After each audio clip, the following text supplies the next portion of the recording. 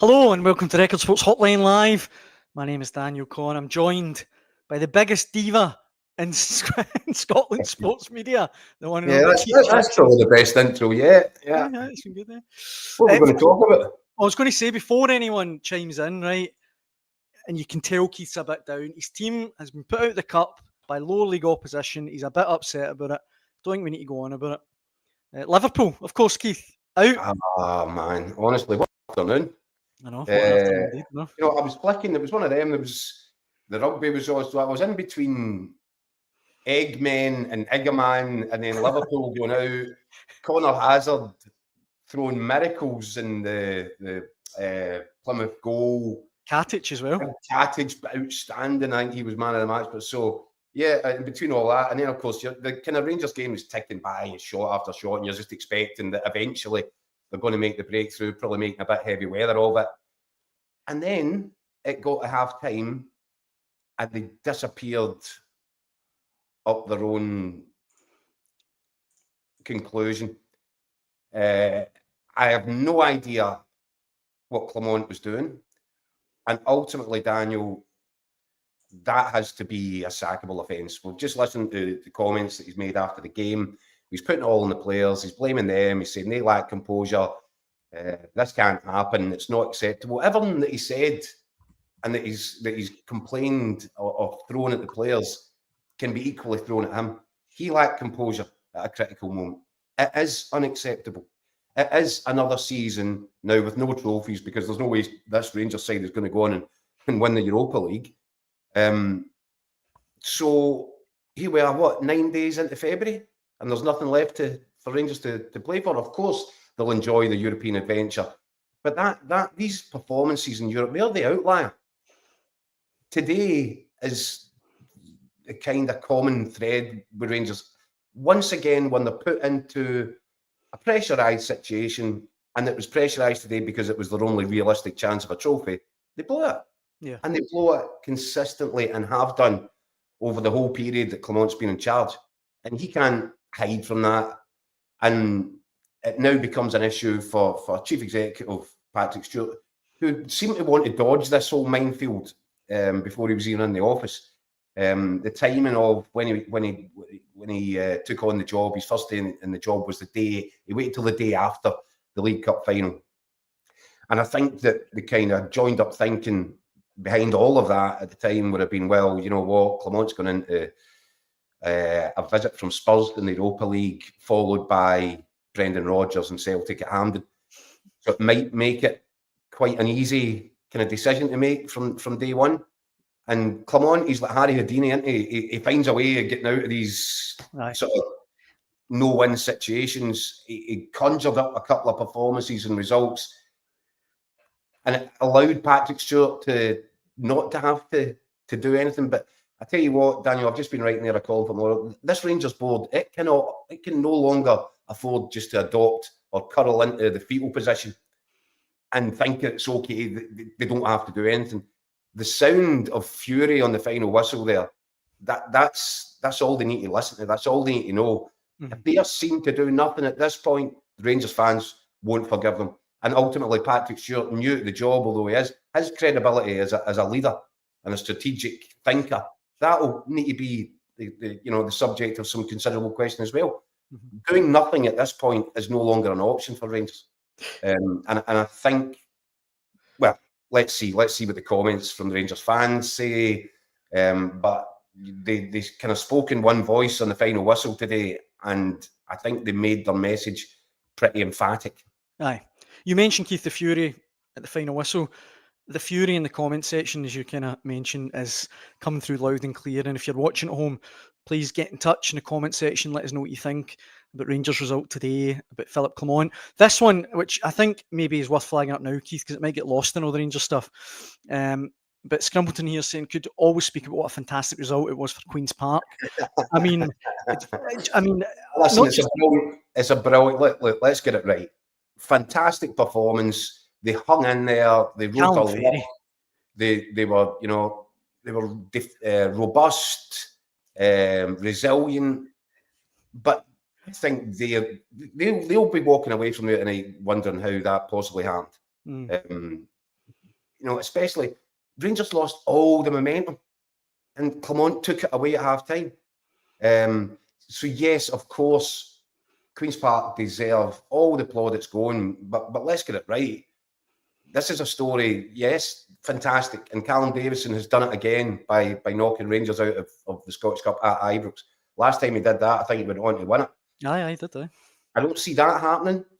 But while there has to be credit and praise where it's due in terms of the Queen's Park and the performance level, the big story here is that Rangers have once again shot themselves in the foot, and they now, what do they do? Having shot themselves in the foot, do they limp on with a lame duck manager, or do they sense the mood, realise the importance of making a change, and at least giving their supporters something to look forward to, some reason to think, do you know what?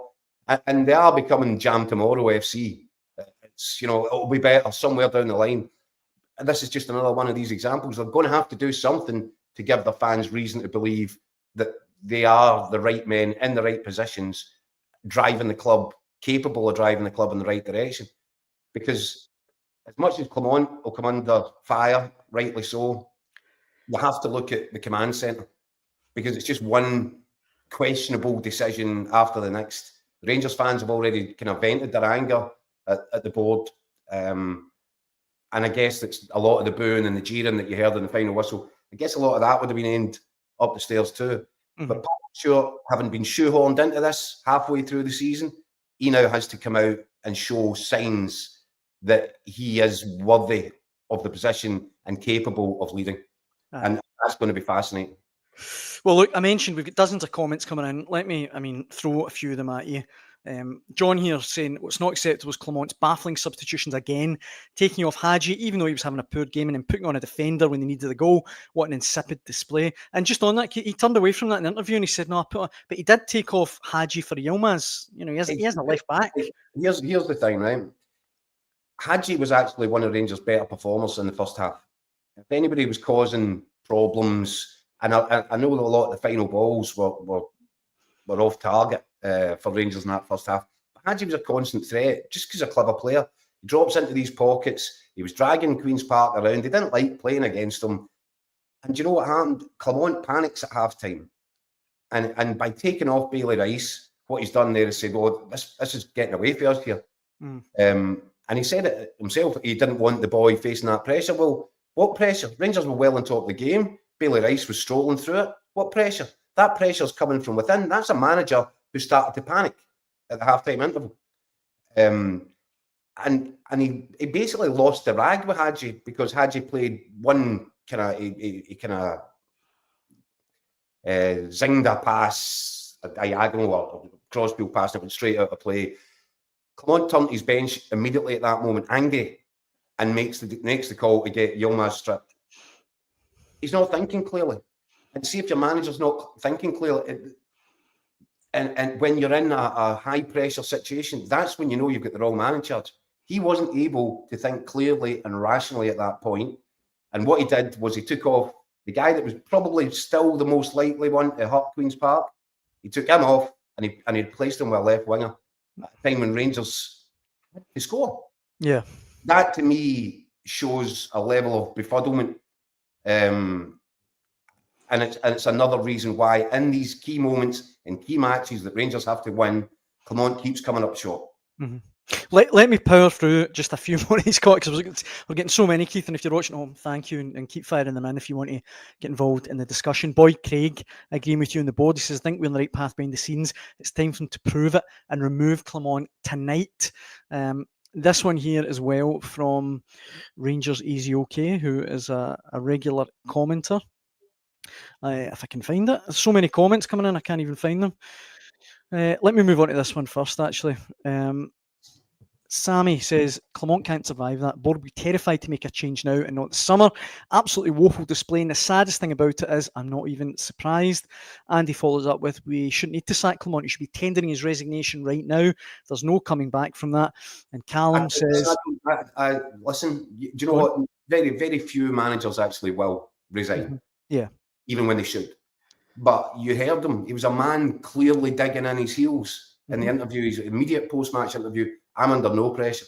Everybody knows what a difficult job I've got. This is a rebuild. And everybody can see the steps that we're making. He has got no intention of removing himself from the position, which means if Rangers accept and understand that they have to make a change, then it's on their heads. They're going to have to do it. And as I said, it's almost as if they've just been terrified to confront us. I don't know if that's because they chose to extend his contract at a time when I don't think many people would have seen the need to do that. They did it. It looks like another bad error of judgment. And now, you know, despite, I don't know, putting their fingers on the ears and jumping up and down and hoping that the whole thing would correct itself, they are now in this position. Yeah. And I just think from in terms of the supporters have run out of patience now. And they come very, very close to exhausting their patience a lot earlier in this season. They won't tolerate that, and nor should they. Yeah. That is catastrophic.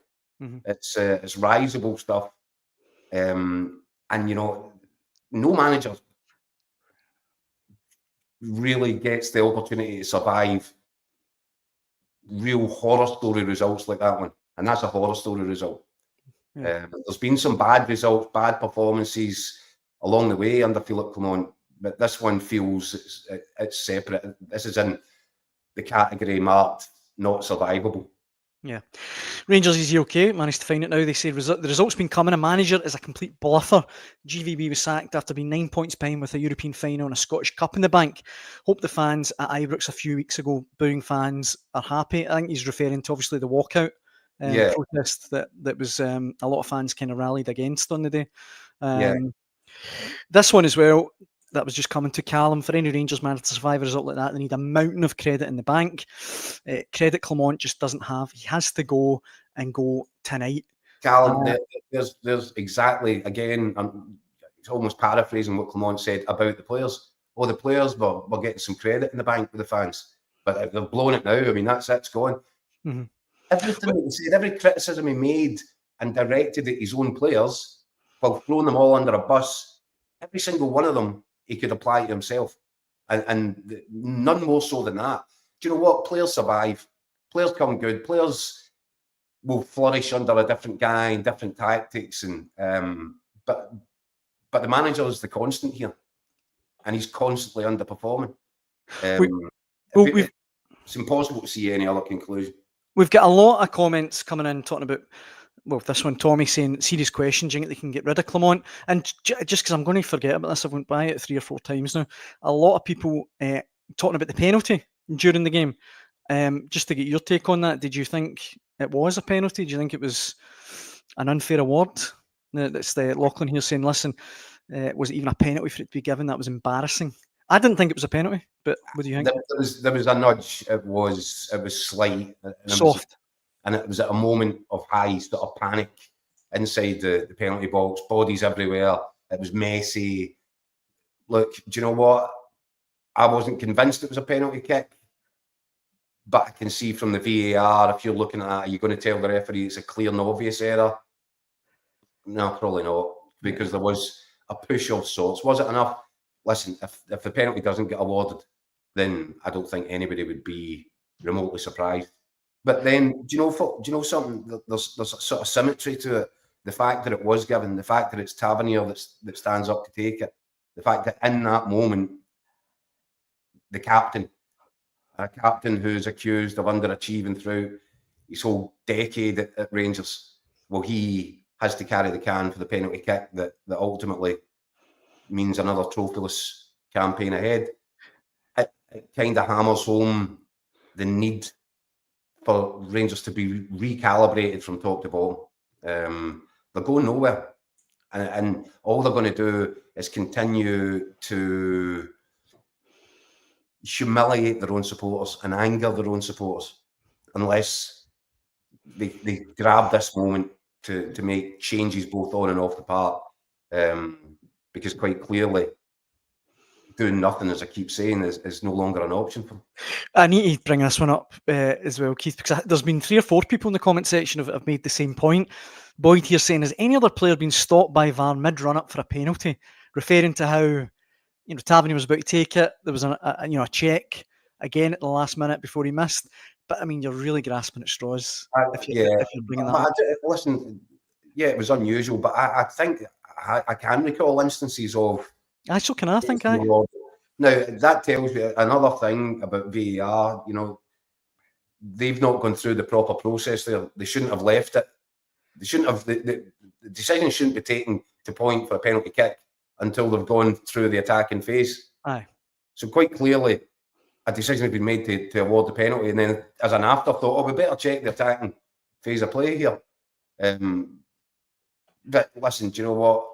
They're human too, and they've get caught up in maybe the drama of it all. It was a quite extraordinary set of circumstances all round, wasn't it? And what about Yef? But it ended the right way. It ended the right way. It ended with that keeper who had an incredible 90 minutes, making a top draw save, and Queen's Park getting the result that they deserve. Whether or not Clement sees like that, I know that he was talking there and usually coming away with the stats that he likes to come away with, about 30 shots at goal and this and that. But this was a triumph for Queen's Park, getting their sleeves rolled up, digging in. They came with a game plan, and the longer it went on today, the more confidence I think they got in the game plan that the manager had set out for them. They grew in belief, and in the second half, they weren't just hanging in and defending their own penalty box as they were in the first. The second half, they were growing into it. They were getting, across the halfway line. They were looking like they could hit Rangers in the counter. They'd won. It was the boy Lyle Hurst. He's within a toenail away from connecting right in front of Liam Kelly's goal for a tap-in after a great break down the left-hand side. So they were starting to grow into it. I firmly believe that a lot of that, possibly the main part of it, was down to the changes that Clement made. I think Clement was blinded by panic from half-time onwards, and I think that reflected in the way that his players played. He blamed them for a lack of composure in the second half. But if the manager's making decisions which show a lack of composure, well, it's no wonder if it's spooked them. Aye. And I think that's just the sorry state of affairs that Rangers are in right now. I mean, we've talked a lot about the manager, and I want to just bring something up about him in a minute again, but I need to bring up David Kirkwood there pointing out about Yefty's role and Drozd's goal for Queen's Park. A few people making the same point. I mean, if you're Clement, you must look at players like that, linked with Chelsea last week, a left back who has performed really well in the Europa League and stuff like that, to get turned inside out like that was really embarrassing. Well, here's what I'd say about that, right? You've got across the city, you've got a manager in Brendan Rodgers who has a certain expertise when it comes to taking a player, improving the player, making them better. Working on flaws or obvious faults in his game, ironing them out and making them better. And you've seen it time after time after time, player after player. I look at this Rangers side. Who do you think? Who would you say has improved under Clement? And I would look at Jeffy and I'd see, right, do you know what? The boy's got some tools. There's something there in terms of what he can offer going forward. Quite clearly, he doesn't have a sort of defensive radar, or it's not plugged in properly. That is where you put your work in on the training ground to try and make him better, to improve him, to be more aware at the back post when defending the back post. Because it's happened so many times now that it's not an accident. So what the coaching staff doing about correcting it? Nothing would be the evidence from, again, today. So... Mm-hmm. Yeah, I think, and Rangers have got some I think some top young talent in terms of Egerman. I really like the look of Bailey Rice. I think Bailey Rice is going to be a player. If I was Rangers, I would want to make sure that I had a coach in charge of that and a coaching staff who I felt confident in to go to work with these boys on the training pitch and to improve them the way that Brendan Rodgers improves players at Lennoxtown. Rangers need to find somebody that they can trust to do that same job for them. And for me, clearly, well, there's no point saying it anymore. Clearly, it's not Clement as far as I'm concerned. They have to now make a decision because Well, two things. One, they can keep on going like this. And it's the old phrase that doing the same thing over and over, expecting different results. It's proof of insanity. So did they do that? Are they brave enough to grasp the bull by the horns here? And if they are brave enough to grasp the bull by the horns, are they clever enough to have worked out in their own minds what the future should look like if it's not Clement? Aye. And all these things are about to be answered. And they might be answered by Rangers doing nothing at all. But if they do that, they're just going to infuriate a supporter base which is already beyond the end of its tether. Yeah. And I think that's a really dangerous game. Rob Jones here, I mean, beyond the end of the tether rather, is probably putting it mildly. Rob Jones saying Clement is an absolutely terrible manager, humiliating our club. This is one of the lowest points in Rangers history. And I think, like you're right, Keith, you say, in your opinion, he's not the man. I would agree with that. And I think reading just a few of these comments, Rangers fans feel that way. But what's your gut feeling? Do you think this is the end for Philip Clement at Rangers? Or, I mean, what I'm getting at is, there's been other times where you've thought, he's got to go now, and he survived. Listen, I'm getting a text message here from somebody, arguably the worst result in Rangers history. And that's from somebody who cares very deeply about that football club. So I don't know. What's the question? Do I think that Rangers will act? Do I think that they'll pull the trigger on him? Aye. Do you know what? I know that they should do. Will they? I can't say that because we've not seen enough of Patrick Stewart. What we have seen so far is he's been determined not to have to act. But now, this is what we're going to find out. Is he leadership material? In a crisis point, and this is a crisis point, is he the man that is bold enough to say, right, guys, we need to make a decision. This is the decision, and it has to happen. Or does he hide under a desk and eat biscuits?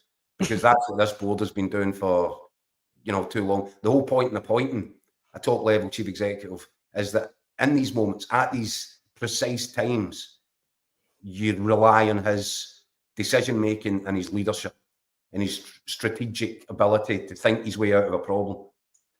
Doing nothing, as I said, that would be an interesting decision, an interesting option with potentially disastrous consequences across all levels, on every conceivable level. I could put up these comments for days. That I won't keep going on, but just this one here, Ryan saying he just can't survive that. Clement should walk away. That result, and I do not believe he will go because we're not in a position to change again. But I just keep coming back to that first sentence. He can't survive that. How can he possibly? How can his position be tenable after that tonight? Surely, some way they've got to look. We need someone new in here. Well, yeah, look, it seems obvious to you, it seems obvious to me, but it seemed obvious to quite a few people for quite some considerable time. Rangers board has acted indifferently. It's done a different thing. It's been quite defiant in the way that it's gone about it.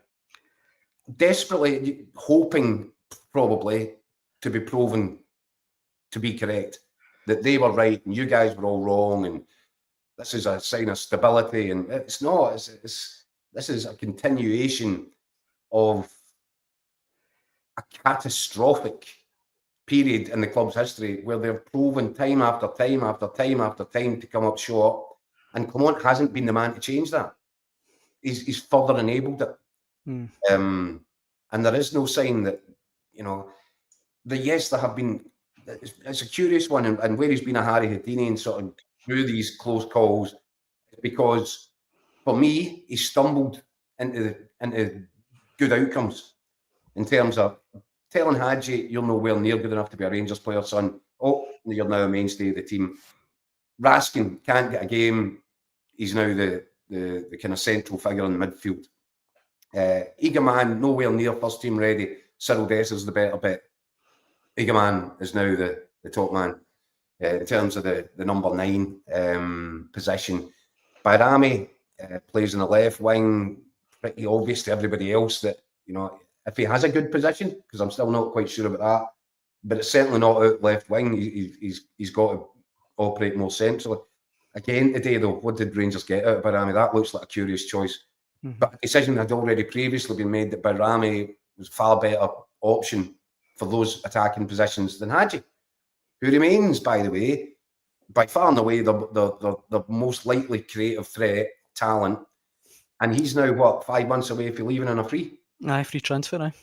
So, I mean, doesn't that just perfectly encapsulate the running of that football club just now? A mess. It's an absolute mess. Aye. Well, we'd hoped Keith to be joined from Ibrox by our esteemed colleague Andy Newport, who was at the game today. Andy's probably quite busy. I was going to say, I think he's got a lot on his plate. I'm going to we'll give him another minute or two because I've got a feeling. Let's see what happens. But wanted to get your take on this. A few people asking. Big Chewy says this is far worse than when Celtic lost to Cali Thistle back in, what was that, 99 or 2000. Would you go along with that? Would you say it's a worse result? Well, it's certainly up there, isn't it? There have been these moments are pockmarked throughout the history of both clubs where the Berwick Rangers for Rangers, there was, I was at the game when Clyde knocked Celtic out the Scottish Cup, Inverness Cali Thistle, I think I was there for that, and then this result for Rangers, it's it's toe curling. Let's get it right. Let's call it for what it really is. It's a toe curling result. And if you're a manager and this one comes out of nowhere and it blindsides everybody, then you might be able to get away with that. But I think with some of the comments I've said, there's a feeling that this was coming. Maybe not this particular result, but something was coming because it's the norm. It's not an outlier for Rangers and Philip come on. I did say that hopefully we'll be joined from Ibrox by the one and only Andy Newport. He does join us now. Andy, I mean, wow, what a result. Wow, yeah. I hate to say I didn't see it coming, but I think within the first sort of 5, 10, 15 minutes, you just had a vibe that this was a performance in which Rangers were really just going to go through the motions, and the absolute lack of urgency is what really cost them at the end. I mean, we didn't start playing with any sort of pace or tempo until 20 minutes for the end, when obviously Queen's Park get their first goal, and at that point it was panic stations. Ibrox was growing ever more toxic by the second, and the players were running around with their heads on fire, and really that's what cost them, just an absolute lack of composure and a lack of urgency in the key moments. I mean, it's a really quite startling performance. I've seen some bad days here, especially lately, but that's up there with one of the worst. This is now a crisis point for the club. They've got a manager who has lost all respect and trust and faith in the fans. I'm not sure, I've not checked this out yet, but there was some suggestions there might have been some maybe a small protest outside the front door at full time. Whether how big that got or what was involved, I'm not sure. I've just heard a few rumours, but this is now a major crisis for Luke Clement. He thought he turned it round when he faced protests here. Was only less 3-4 weeks ago, the Aberdeen game. So getting into the last 16 in Europe was a big achievement for him, but to go out in this manner against a championship team, a team they hadn't lost to since 1948. They hadn't lost to Queen's Park in the Scottish Cup since 1880 something. I need to check it. I did have it in my match report. Once in the 70s and once in the 80s, but 80s and 70s, yeah. Yeah, I mean, it's incredible. So, I mean, we've obviously just come straight from the press conference there. He was asked outright if he was going to resign. He says he won't. He says he's here for to finish this project off. Believes that this is just it seemed to me suggesting this is just the kind of bump in the road you expect when you go through the kind of season that they're having. He said what other manager could have changed today's performance. It was nothing to do with tactics. It was nothing to do with anything that he could have done. It was all just about a lack of composure from the players. And yeah, listen, he's not the guy out in the pitch, but he is the guy who's the figurehead of this team, who has been responsible for the rebuild that's been carried out, and it is not working. And as I say, the fans, it's it's not so much whether the board still have faith in him, it's whether the fans do. And in a couple of months' time, the board are going to go at these supporters and asking them to dig into their hard end to pay for season tickets, and that might come back as a scary shock to them, because right now the mood round here is pretty low. And I think, Andy, I hear what you're saying, and you're absolutely right in terms of Clement's reaction, but it's almost like the standard fallback position now. After every kind of booting in other regions that Rangers suffer under Clement, he trots out the same stuff. Well, you know, it's really the players, and everybody realises that we're in a transition, and it's a rebuild. And by the way, at no point, and I'd quite almost admire him for it, the kind of the Teflon approach that he's got. I'm not concerned about my position in the slightest, and I think that would be quietly terrifying for the Rangers fans out there who'll be looking at the ball going, are you seriously that inactive? I think the reason you've seen that from him, because certain times he's been asked if he feared for his position. I think I asked him the question after the game up at Dundee, and he spoke with the confidence of a man who's been assured by the board that he was safe for now. Obviously, at the start of last month, we had a sit down with Patrick Stewart and Fraser Thornton, and they made clear that, listen, he is safe for now, but they were sticking by him. I think was the phrase used, we're sticking by Philippe, but results have to improve. Well, they did improve. They've taken one step forward, maybe a couple of steps forward, but this is 3 or 4 steps back. I mean, you're now looking, well, Celtic will be the absolute huge favourites, as if they weren't already, but they will be even bigger favourites now to go and win another treble. And your only hope of winning a trophy this season is to somehow get past the likes of Spurs, Lazio, Man United, and win the Europa League. That's a tall order. So exactly. So as we said, I said on the Hotline Live last week that this was a transition season, and this is kind of what a transition season tends to look like. Not this. That's as low as anything, as bad as anything you'll ever see from a Rangers team. Andy, can I ask you, because I've said to Daniel, we were discussing it, I felt that it all stemmed from the manager today, and I know that he's kind of went out his way to throw every player that was available to him today under the bus following that result. He said that they lack composure, that I didn't say tempo, it wasn't tactical, it was nothing the manager. But every criticism that made of these players could just as justifiably be directed at the manager himself. I felt he lost composure at half-time. I felt he probably spooked the players a little bit by taking Bailey Rice off. I understood there was probably a need to get Raskin in to increase the energy and tempo in the middle of the pitch. But I think what you're saying there, by taking off the young kid, is one, what a boot in the home was for the boy, but two, you're saying to people, this isn't going right. I'm panicking here a little bit.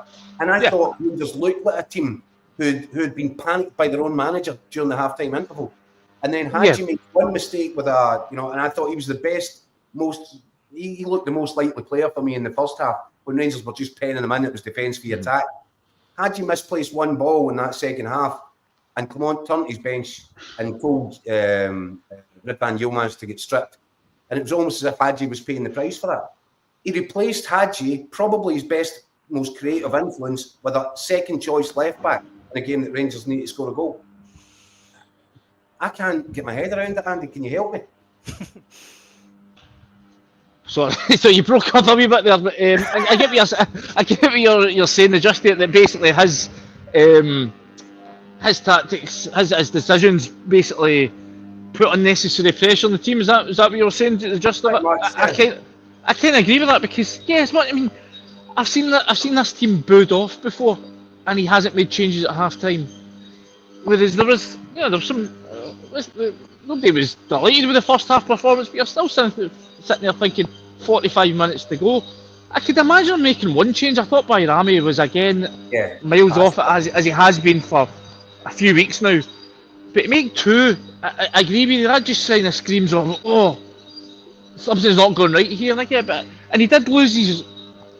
He showed his frustration in the touchline 1 minute in the first half, where Bailey Rice, somebody played the ball, I think it was Proper, played the ball into feet, and he just gave it back to Proper rather than turning and trying to play forward. And you saw Clement on the touchline spinning around and showing his frustration. I'm sitting going, right, I get he's got high standards and he wants to see this young kid fulfil his potential, but I think there's a way of doing it, and encourage the guy. Don't turn around and show your frustration and punch the air. Go tell the kid. When you get in that position, get in the half turn and look to play forward. But so, yeah, I mean, I think this all just goes into the mood of the fan base. Though I think this has been like this all year. As soon as Rangers come under any kind of little bit of pressure, if they don't perform well, this place gets really, really dark, really, really quickly, and the mood sullens, and you saw that again today. And I just think it's going to get like that. It's going to get even worse in the weeks to come because listen, what we hear middle of February, and apart from a Europa League, obviously, the team deserve credit for getting there, getting into the last 16. But as we say, I don't think anybody's expecting Rangers to go all the way and win that. You're now domestically, the season's over in the second week in February. It's just remarkable. Listen, he was asked how do you turn it around, and he says, "Oh, we just need to start winning games." But he said that repeatedly. He said that all season. How do you turn this around? We win more games, but they're not winning enough games. They're not winning nearly enough. And obviously, the one thing that they could cling on to was their home form here. Well, you've just suffered one of the worst ever results in the club's history at home. Where you're supposedly this is the one thing that you can fall back on and go, well, at least we play well at home. So yeah, I think he's a lot of trouble. He's got a long way to go before he could sit there and say that he's getting the backing of the supporters again. I remember, Andy, previous occasions, I'm thinking Paul Le Guen and his kind of catchphrase, stock catchphrase in these situations, well, we just need to stick together. And then you had Tony Mowbray, and I think his was, we just need to take it in the chin and move on. And you kind of get into this position. We've been doing it for long enough. When a manager is in that mode where he's trotting out the same old lame excuses and they're not landing, they're not convincing anybody, it's only a matter of time. And if the Rangers board can't see that then becomes the bigger worry for how Rangers are going forward. If they can't see that now, even it's against what they want to see. But if they can't see it, then they've got the problem. The problem is in the boardroom, and that will become a part. The problem is that the board have probably been too eager, too quick to sack some of the previous managers, and so this time they're a bit trigger shy. They're reluctant. They're doing everything they can not to give them the bullet. But you're now at the stage now where this is. I'm not going to come out and say Philip Clement should go, but I think the fans are going to do that for them. They're going to find in the weeks to come that the anger round about here is going to make his job very difficult to do. And I really think this is a crisis moment for the board because they have to make a strong decision now. They tried to make one last month when they backed him. And it just reminded me, obviously Patrick Stewart's just come in for Manchester United. It just reminds me so much of the one that Man United did last summer when Eric Ten Hag, they decided to back him, they gave him the money, and then 2-3 months into the season, they're forced to make the decision that they should have made in the first place. I think you're now looking at perhaps the Rangers board being in a similar position. It's not a matter of when Clement goes, of if Clement will go, it's a matter of when. So that's why I'm thinking you make the change now. You find yourself, if Patrick Stewart is a man of action, and strategic thinking, you identify who the replacement is, you go and get your man, you get rid of Clement, and you give the new man a settling in period, a bedding in period between now and the end of the season. And at the very least, you hope that this change sends out a message and convinces the fans that, as I said earlier, that they're kind of becoming, making a name for themselves as Jam Tomorrow FC. But here's the latest example of that. This is the new guy. This is what he's going to do. This is what it's going to look like. Are you in?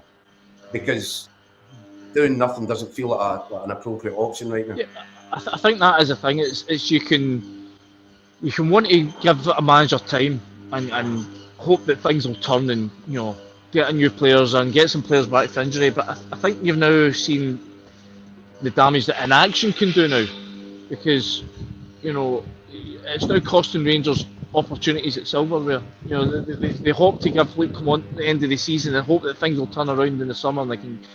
But they've now, the one trophy they had left that was a realistic possibility is now gone. this is the situation that by doing nothing, they're doing more damage than if they actually just made the move in the first place. So, yeah, I mean, it's a horrible situation for the board. I don't envy them right now. They're going to be, I'm sure that they're going to be getting it from all sides. But this is why they're in position, is to make the big, key, important decisions, and they've got a pretty huge one coming up. They've already backed Clement once, being 13 points behind Celtic, and the title race is unacceptable enough in a lot of supporters' eyes to get knocked out of the Scottish Cup to a team you hadn't lost to since 3 years after the Second World War. That's another thing entirely. So, we'll see how it goes. I know, but it's obviously a serious night, and I just need to chime in. There's a few people asking what the buzzing is in the background. A few people suggesting it might be coming from your room, Keith, but no, it's actually it's the grass cutters behind you. I'll just show you, it's the lawnmowers. They're covering the pitch. I think we're expecting a wee bit of frost here this week, so I think they're getting that ready. I think you might find Clement hiding underneath it, maybe somewhere down there. But yeah, it's the groundsman cutting the grass. I think we should just talk before I go. I've obviously got stuff to go now, but I think we also need to give huge praise. I don't know if you've already done it before I've come on, but huge praise to Queen's Park. I mean, wow, incredible. Callum Ferry and goals, unbelievable. I mean, the amount of it really. There was moments in that, especially in that 5 minutes of stoppage time, you thought Rangers will do it. They'll get a goal back. They'll find a goal for somewhere. But wow, what a performance from the goalkeeper. He's flung himself at absolutely everything, clawed it out. There's going to be a lot of plaudits thrown around, but he deserves every one of the sort of slaps in the back he gets this week, because it was an absolutely incredible performance. The save from the penalty as well, Andy topped it off with that one. That was an astonishing save. Oh. So, yeah. I mean, I do kind of feel for James Tavernier. He's going to get it in the neck, obviously, but he's made to wait an awful long time, and with every second the pressure just sort of built on him. We just spoke to Callum Ferry there, and he sort of spoke about that he did his homework. He sort of looked at Tavernier's last 5 penalties, and he sort of went 3 one way and 2 the other way. So he just sort of went with he took a gamble, dragged to his left, and he's made himself a hero. I mean, that's a club. I mean, we've just kind of been making the point. Queen's Park, it's a remarkable story. Obviously, they were the pioneers of Scottish football 150 years ago. But it's remarkable, they've never got to the last 8 of the Scottish Cup. I think it's 57 years since they last did that. So for them to be back there and do it in such a dramatic way, it really is an incredible story. Aye. Andy, listen, we really appreciate you coming on. I know it'll be a manic day for you. So thanks again. We really appreciate you coming on the Hotline Live. Cheers, Andy. Cheers, boys. Cheers, Andy. Andy Newport there from Ibrox. Now, look, the show's been brilliant so far. A lot of the comments coming in, we tremendously appreciate it. But Keith, Rangers weren't the only Scottish Cup game that was on today. Aberdeen took on Dunfermline. It was a tie that I think we both kind of looked at and thought, that's a tricky one for Aberdeen. But they got through it. By the way, how bad is my predictions here? I've highlighted 3 ties where I said the Premier League club could be, or the Premiership club could be at risk. I think it was Hibs at Ayr United. It was St Johnstone at home to Hamilton, and Aberdeen at home to Dunfermline. They all sailed through, nice as you like, and Rangers have just gone down like the Bismarck, haven't they? Torpedoed at home. So yeah. Damn, won't stop me predictions. Well, look, it wasn't. Neither of us were at Pittodrie today. It was Record Sports Scott Burns, and I caught up with him a little bit earlier on just to chew over the game. And here's what he had to say. I'm joined now from Pittodrie by the one and only Scott Burns. Burnsy, massive win for Aberdeen today. There's no two ways about it. Absolutely huge. It was huge for me, basically, in terms of the season. I mean, it keeps the cup run alive, but also gives them a bit of confidence as well to take into the league campaign to try and revive that as well. But I think a lot of people maybe saw this as one of the upsets this weekend. But in fairness to Aberdeen, at the end, it was pretty convincing. It was a 3-0 win. I mean, in fairness to Dunfermline, they played well in the second half and had some chances. But I mean, Aberdeen got the job done. They scored 3 goals and kept a clean sheet. So that's massive for the Dons at both ends of the park, who have struggled for clean sheets and to score goals. So they'll be hoping this is a bit of a restart for everyone of the Red Persuasion in the North East. And of course, it was Papa Gay that got the goal scoring underway. He's a guy that has been sorely missed by Aberdeen, and you could see why today. I thought he was really good, really, really impressive. Well, obviously, he'd been the top goal scorer for Aberdeen, 5 goals, and he was still the top goal scorer well into the season, even though he was out long term. You know what I mean? But he just offers a physical presence there and offers something different to that Aberdeen team. And he got the goal, and the goal was just before half time. It was great timing from an Aberdeen point of view.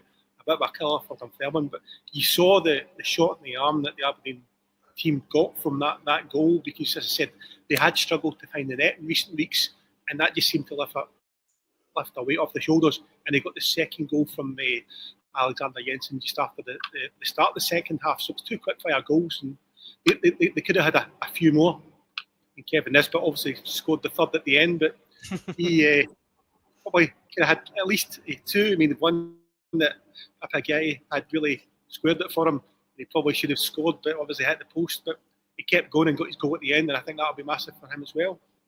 Aye, that'd be huge for him. But the one you mentioned before, Burnsy, I mean, that was, comical doesn't do it justice. It was bizarre, that miss. I mean, you certainly didn't expect it from Kevin Nisbet. I mean, a player of his quality, I mean, he scores goals throughout his career, top striker, international player.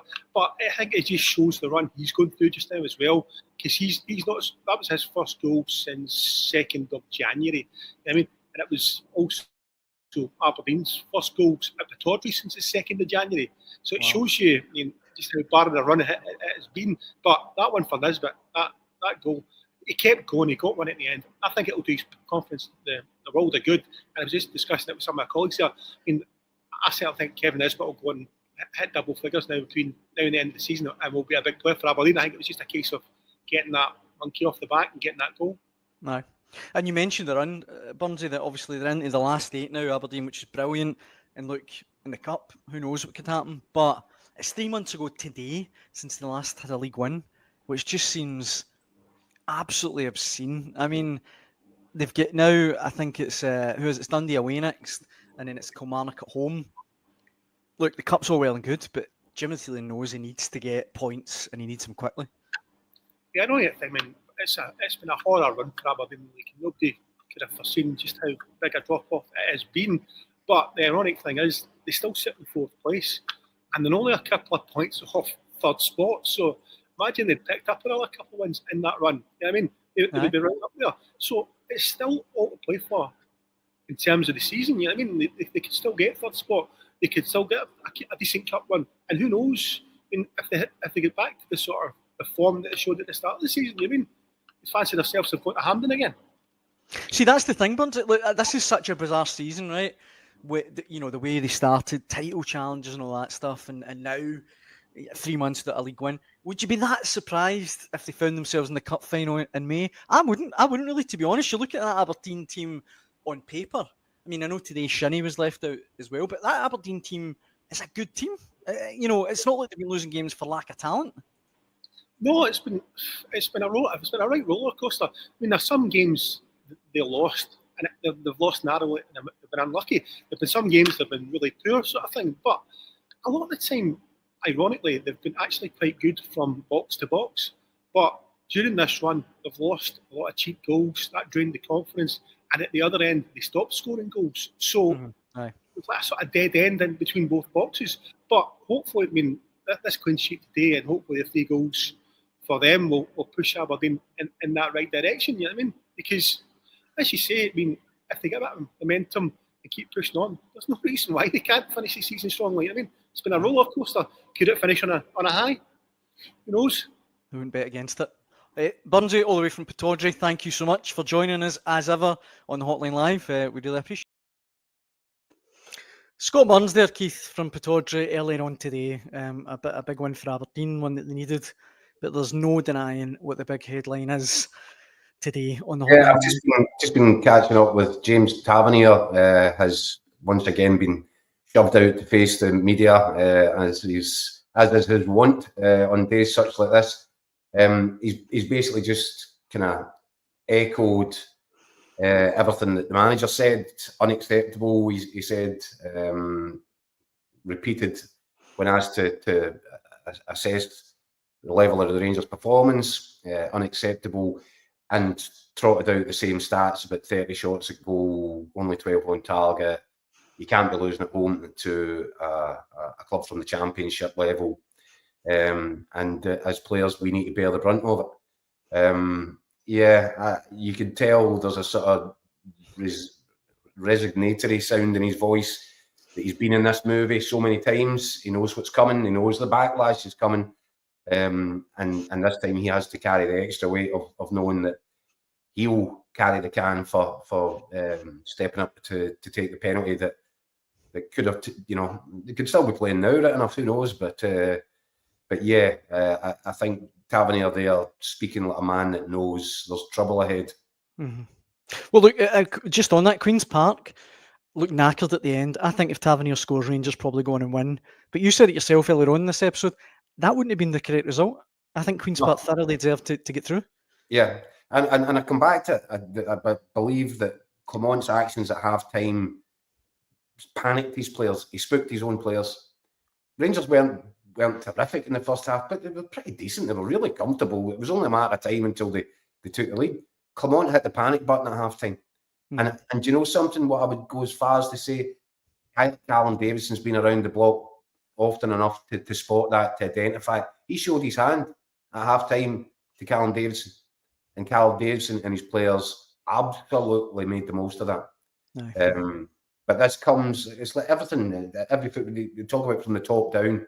Well, the boardroom is the top of the tree for Rangers. They've put the faith in Clement, and they must now see that it was a mistake. Clement is the top of the tree in the dressing room. He made the mistakes. He panicked. He made wrong decisions, wrong choices.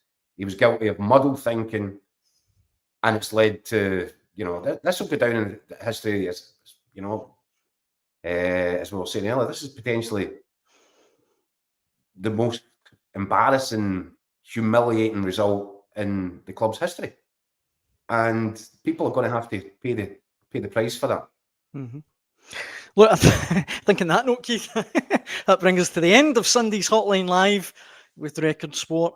The comments, the amount of comments have been incredible today. Thank you so much for getting involved.